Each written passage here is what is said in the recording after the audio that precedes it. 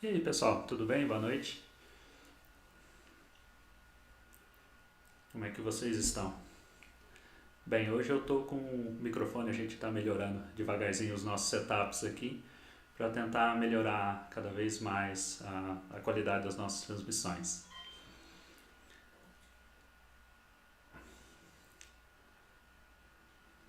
né? Então hoje eu escolhi tomar uma Schwarz, né? Ela é uma cerveja escura, né? É uma lager, uma cerveja de baixa fermentação da escola alemã, né?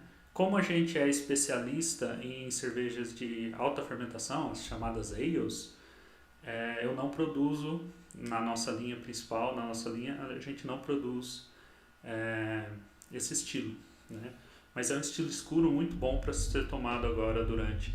Hoje está bastante friozinho aqui em casa e a luz vai. Bom, legal pessoal. Eu vou começar então mudando agora a apresentação de slides.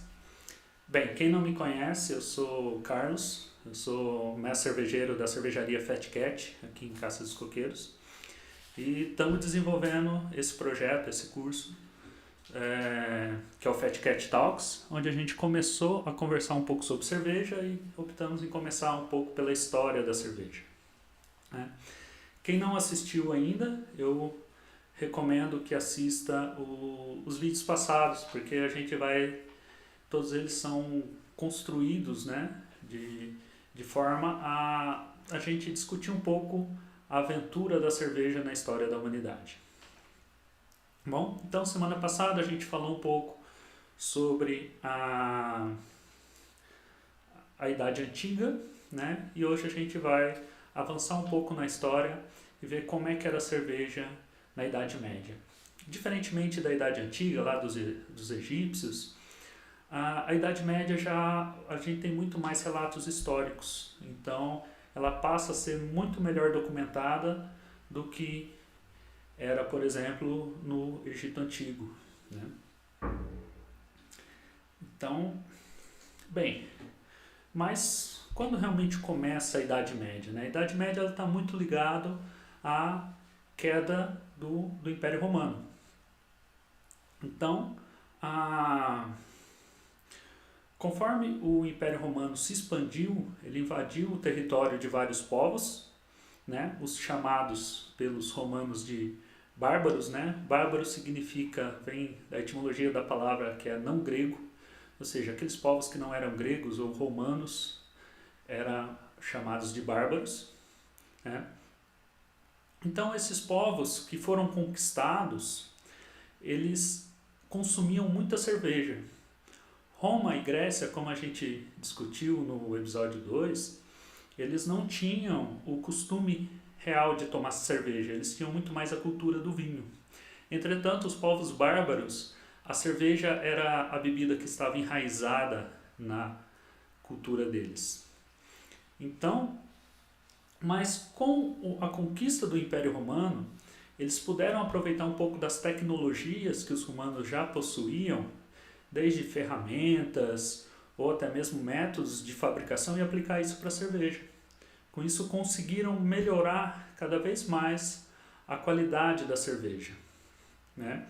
Então, relembrando aqui alguns fatos históricos que vai ser importante para a gente, em 312 o cristianismo ele passou a ser a religião principal dos romanos, né? Com o imperador Constantino. Isso vai ter efeitos para frente, porque essa religião é a religião que vai se difundir por toda a Europa, né? Principalmente também entre os povos bárbaros, né? Em 378 se inicia a reconquista desses territórios por esses povos bárbaros, já que o Império Romano já estava enfraquecido. Em 406 ocorre a travessia do Rio Reno, ou seja, esses povos começaram já a adentrar a antigos territórios romanos.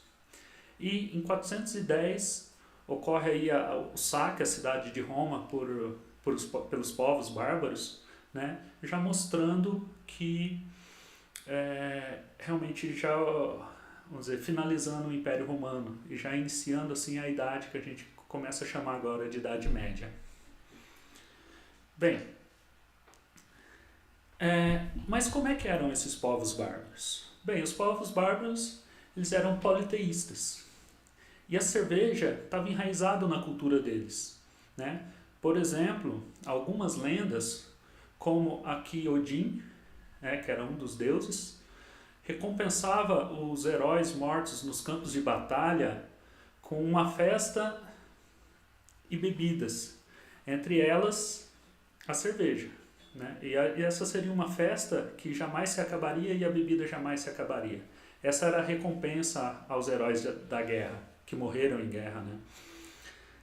Enquanto os bárbaros viviam na terra, né, os guerreiros eles se reuniam em grandes salões para tomar doses heróicas de bebidas, né? Entre elas, tomar muita cerveja. Existe uma lenda dos povos nórdicos, que é a lenda de Beowulf, que cita várias vezes o consumo da cerveja, né? Mostrando mais uma vez como a cerveja é enraizada na cultura dessas tribos e desses povos. Então, mas apesar deles serem politeístas, como eles faziam parte do Império Romano, e o Império Romano passou a ser cristão, né, essa religião começou a se difundir bastante rápido também na Europa entre esses povos. E além disso, começou a ocorrer também a catequização desses povos. Então, pegar um exemplo agora de como a cerveja se entrelaçou com a religião cristã, um exemplo são os padroeiros da Irlanda, né? Onde o mais famoso é o que a gente mais, vamos dizer, dispensa até a apresentação, que é justamente São Patrício, né? Que ele foi um bispo que se atribui a ele a catequização da Irlanda, né? E ele é considerado muito conhecido, né, entre os amantes da cerveja. A gente tem o dia de São Patrício, que é uma grande festança tanto na Irlanda, como também isso se difundiu para outras partes do mundo. Conhecido que é um dia onde as pessoas são regadas a bastante cerveja para comemorar o dia desse santo. Mas a Irlanda também possui outros dois padroeiros, esses talvez um pouco menos conhecidos, mas com uma forte relação com a história da cerveja, que é a Santa Brígida de Kildare, que compartilha também o título, né, de padroeira da Irlanda, e ela é conhecida por sua caridade e o seu amor à cerveja. É atribuído a ela a história de um milagre que, quando ela trabalhava em uma colônia de leprosos, ela transformou a água usada nos banhos em cerveja. E essa cerveja possuía uma excelente qualidade, né? E esse era justamente o momento em que a colônia passava por um momento de necessidade. Lembre-se que a cerveja, nessa parte da história, ela era considerada alimento. Como a cerveja ela tem muito açúcar, ela acabava sustentando, né? Então, no século X foi encontrado um poema que foi atribuído a ela, que diz: "Eu gostaria de ter um grande lago de cerveja para oferecê-lo a Deus. Eu gostaria, como os anjos do céu, de estar lá bebendo por toda a eternidade." Bem, além de Santa Brígida, outro padroeiro também da Irlanda é São Columbano. Existe uma história ligada a ele, que quando ele estava em uma viagem pela Alemanha, ela viu um grupo de pessoas que iria sacrificar um barril de cerveja em nome de Odin. São Columbano, então, com um sopro, ele conseguiu explodir o barril, pois tal bebida não deveria ser desperdiçada com um deus pagão. Afinal, o Deus verdadeiro ama a cerveja, né? Mas a cerveja acabou sendo desperdiçada mesmo assim, né? Existe uma prece atribuída a São Columbano, que eu achei muito bonita, que ela diz exatamente: "Rogo para morrer na cervejaria. Molhem meus lábios de cerveja enquanto eu expiro. Assim, quando o coro dos anjos chegar, eles dirão: Deus seja condescendente desse bebedor." Então isso mostra, né, essa série de relatos de milagres, como é que a cerveja estava atrelada também à religião durante a Idade Média, né? Onde nós tivemos uma grande predominância do cristianismo. Bem, mas como é que era o consumo de cervejas durante essa época? Bem, durante a Idade Média houve um grande aumento no consumo de cerveja, né? As pessoas tomavam cerveja de manhã, à tarde e à noite, né? Inclusive a cerveja era dada para crianças, inclusive crianças recém-nascidas, né? Mas é importante a gente lembrar que a cerveja, até então, ela é vista como alimento. Assim como você toma um café com um bolo ou uma bolacha, a cerveja ela fazia parte das refeições das pessoas no dia a dia. Mas como é que se as pessoas bebiam tanto, como é que elas conseguiam trabalhar sem ficarem embriagadas? Então, é que a maioria das cervejas elas possuem uma graduação alcoólica menor comparado com as cervejas de hoje. Essas cervejas geralmente tinham menos de 4% de álcool, o que, apesar de o pessoal tomar várias canecas de cerveja durante o almoço, elas conseguiam trabalhar, inclusive, né, na lavoura durante a parte da tarde. Mas existiam pessoas também que faziam cervejas mais fortes, né? Eles perceberam que se eles adicionassem mais grãos, acabavam aumentando o volume alcoólico. E essas cervejas foram chamadas de double beers, ou seja, cerveja em dobro, né? E essas cervejas já eram tomadas mais na parte da noite e tal, porque se tomassem durante o dia, dificilmente eles conseguiriam trabalhar. Então, a cerveja também ela estava tão enraizada na cultura, né, principalmente da Europa, que durante a Idade Média, que até mesmo guerras, invasões ou leis tentando limitar o consumo não surtiam efeitos. Então, o consumo de cerveja mantinha mais ou menos constante, né? Isso faz todo o sentido se a gente pensar na cerveja como alimento. Então, no início da Idade Média, a cerveja era feita em casa. Isso eles herdaram lá dos povos antigos. Então, eles faziam cerveja em casa e as mulheres eram as principais cervejeiras. Entretanto, as casas que você tinha, as que fabricavam as melhores cervejas, acabaram se tornando ponto de encontro das pessoas. As pessoas iam lá para tomar uma cerveja e acabavam conhecendo outras pessoas e conversando. Então, ela acabou se tornando um ponto de recreação. Isso acabou dando origem às tabernas, que eram as chamadas, né, drinking publics, ou as public house, que depois o pessoal acabou apelidando carinhosamente de pub. Então essa é a origem da palavra pub que a gente utiliza até hoje, quando a gente vai em algum lugar tomar uma cerveja, né, nos bares, esses bares mais específicos para cerveja, que são os pubs. Bem, para você ter uma ideia do consumo de cerveja nessa época, em 1200 havia, só na cidade de Londres, cerca de 350 tabernas. Mas a cidade ela tinha cerca de 80 mil habitantes. Isso dá uma taberna para cada 228 habitantes. Lembrando que os habitantes aqui são considerados crianças, idosos, pessoas que bebem ou não bebem cerveja. Então a gente vê que é um número razoavelmente alto. E pelas pessoas fazerem cervejas em casa, você tinha os estabelecimentos que vendiam os grãos e a matéria-prima para se fabricar cerveja. Nessa época existia em Londres aproximadamente um estabelecimento que vendia esses insumos para cada 60 habitantes. Então, a cerveja ela estava muito enraizada na cultura, tanto de o pessoal tomar cervejas já prontas, como fabricar a própria cerveja em casa, né? Lembrando que a cerveja aqui é considerada alimento, né? Do que perdeu um pouquinho esse sentido com o avanço do tempo, né? Bem, mas conforme as pessoas, se você viajasse pela Europa, você ia consumir cerveja de várias regiões. E você iria perceber que essas cervejas tinham sabores muito diferentes, porque elas eram feitas com aquilo que existia em cada região. Então, essa é um pouco a origem de você ter muitos estilos, muitas cervejas diferentes entre si. Conforme a região que você tivesse, você poderia tomar uma cerveja com lúpulo, ou uma cerveja que iria gruit, ou alguma cerveja que iria algum tempero com algumas ervas locais, inclusive algumas ervas sendo inclusive tóxicas.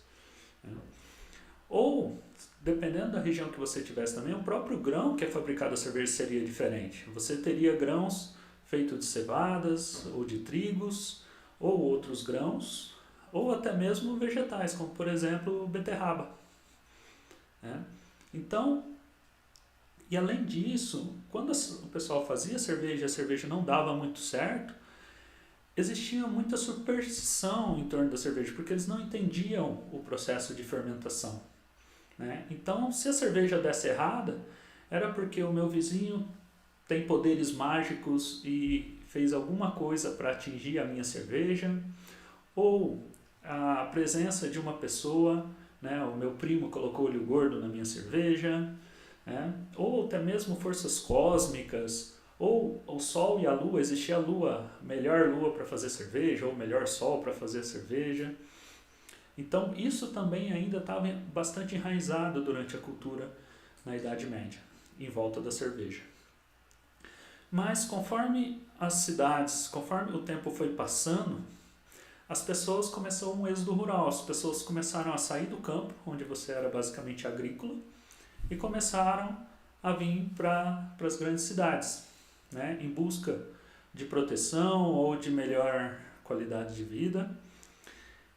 Só que as cidades, nessa época, eram completamente imundas, completamente insalubres. As pessoas não tinham muita ideia também de saneamento.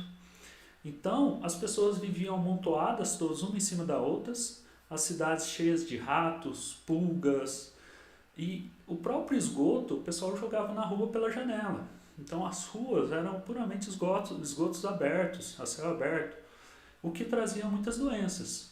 Entre elas, a própria água se contaminava.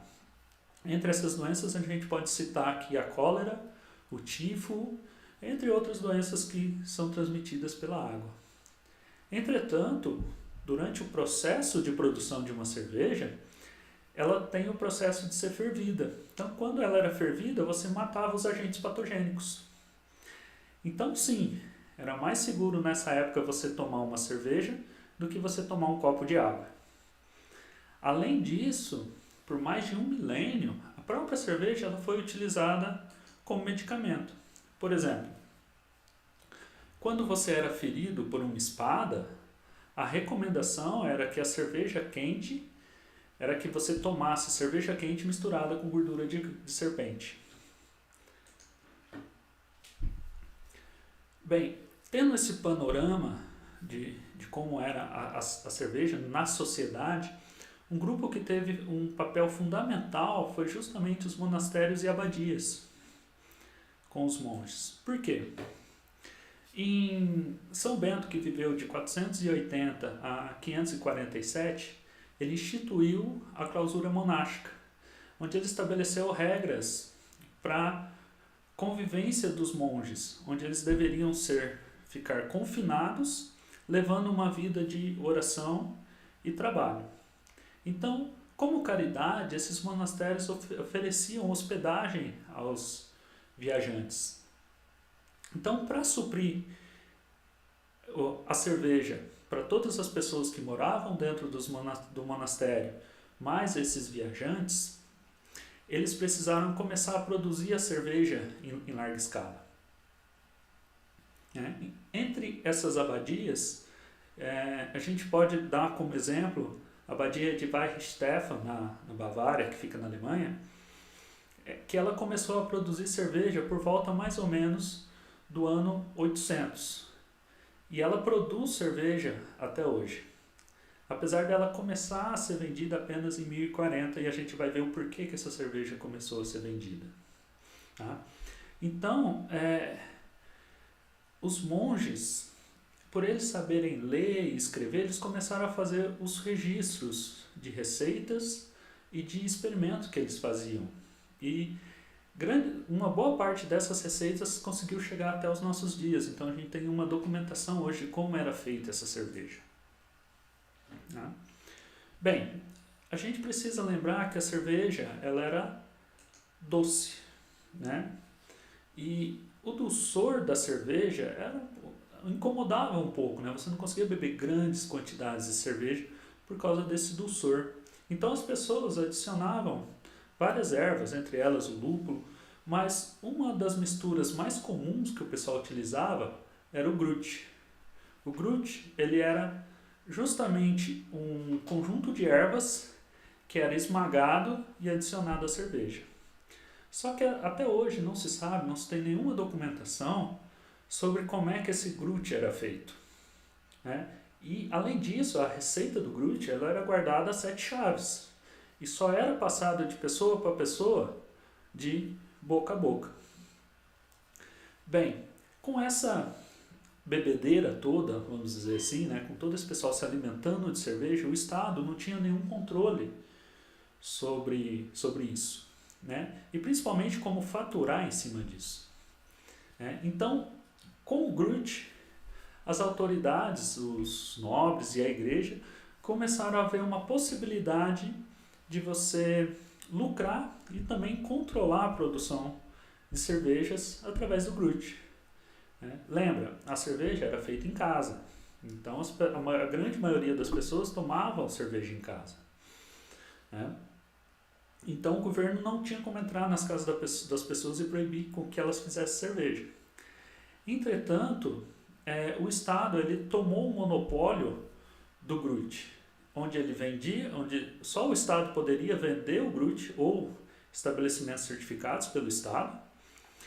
E com o gruit também eles coletavam os impostos. Então várias leis foram criadas em várias regiões da Europa, né? Como exemplo aqui eu dou na região da Bavária foi estabelecida uma lei onde toda cerveja só poderia ser feita utilizando gruit.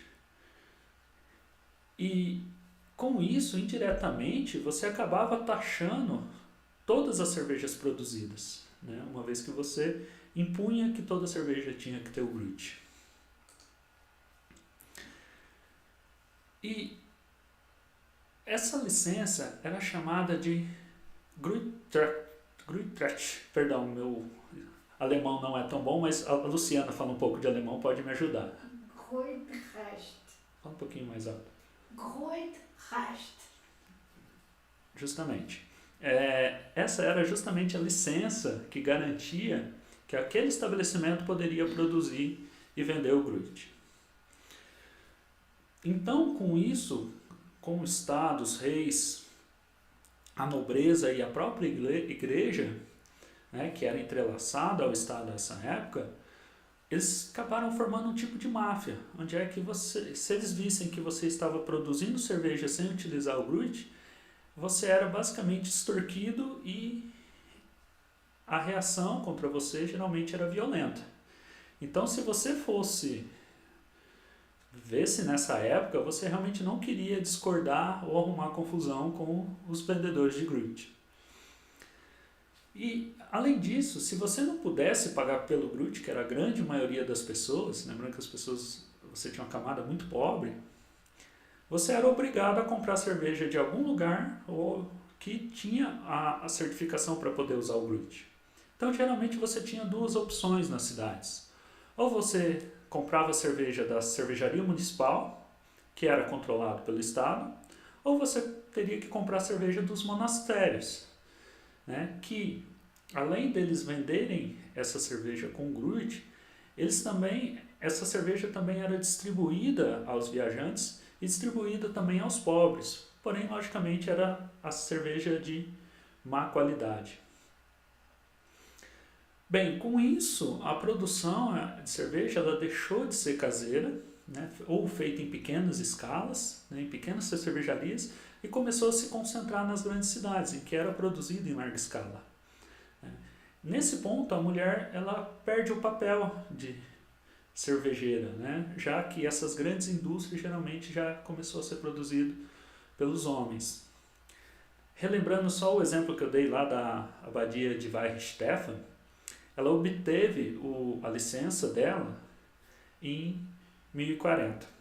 Então, hoje em dia, ela é considerada uma das cervejarias mais antigas do mundo, que ainda vendem cervejas. Então ela começou a vender cerveja porque ela obteve a licença de venda em 1040 e ela produz cerveja e vende cerveja até hoje, né? No Brasil é razoavelmente fácil você encontrar as cervejas da Weihenstephan, em especial a Hefeweizen deles, que é a cerveja de trigo, né? Só que hoje essa cervejaria não é mais um monastério, né? Em 1929 ela passou a ser do estado da Bavária. Então hoje ela é uma cervejaria estatal. Bem, mas com toda, vamos dizer, essa violência que o Gruit estava promovendo, havia alguma luz no fim do túnel? E realmente houve, né? Na verdade o Gruit ele estava com os dias contados, mas essa parte a gente vai contar na próxima semana, justamente para não ficar muito longo, ok? Onde é que a gente vai começar a falar um pouco sobre a evolução da cerveja, né? Partindo agora desse ponto até chegar na Revolução Industrial. Ok? Bem, passando agora por algumas referências, basicamente eu vou citar novamente as referências que eu estou utilizando para essa parte histórica, né? Que é o The Comic Books History of Beer, o Brew Science do Michael Mosh e a Mesa do Mestre Cervejeiro do Gary Oliver. Bem, eu queria agradecer todo mundo que veio aqui um pouquinho, dar um oi pra gente, participar e aprender um pouquinho, discutir um pouco mais sobre cerveja. Bom, e é isso, vamos abrir agora para as perguntas, né? Deixa eu só voltar para minha tela aqui. Aqui, beleza. Então, pessoal, quem não se inscreveu, né, se inscreve aqui embaixo, né, e dá um curtir no vídeo, ajuda a gente, né, e agradeço mais uma vez, né, a presença de todo mundo e espero vocês na próxima semana, tá bom? Beleza, pessoal, até mais, tchau!